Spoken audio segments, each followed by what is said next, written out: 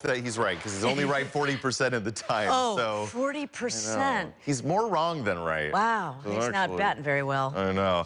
So at the start of January, much of the Sierra was around 150% of average. Just to put this in perspective, we're now sitting, for the most part, around 90% of average snowpack. Now, on a normal year, you'd be like, okay, at least we're close to average, right?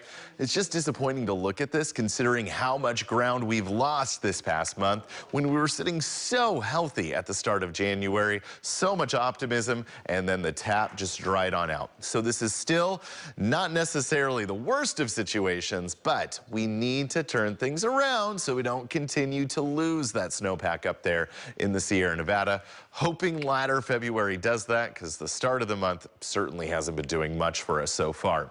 Now, we are going to be looking at conditions today that are dry and relatively mild. What we do have in your forecast today is going to be conditions out there that are going to be sunny all over again. Lots of sunshine from the coast all the way inland, and another windy one too. Because of that, we do have high wind advisories and also high wind warnings that are in effect across the bay. It's partly due to that low to our east, high to our west, and the pressure gradient in between really stirring up this strong northerly wind. Winds are already very breezy for the North Bay this morning, 40 to 50 mile per hour gusts along 80 as well as over to Petaluma. While a little bit calmer along the Bay Shore, still looking at winds gusting as high as 20 miles per hour for areas like the South Bay, which comparatively are calmer to the rest of the bay. Now, I mentioned those advisories. These all expire tomorrow morning, and after that, we'll be looking at some clearer conditions, some calmer conditions, and some warmer conditions towards the weekend. So there are improvements just around the corner as far as what it feels like out there. Today, one of our cooler and windier ones, so just make sure to keep the jackets close by.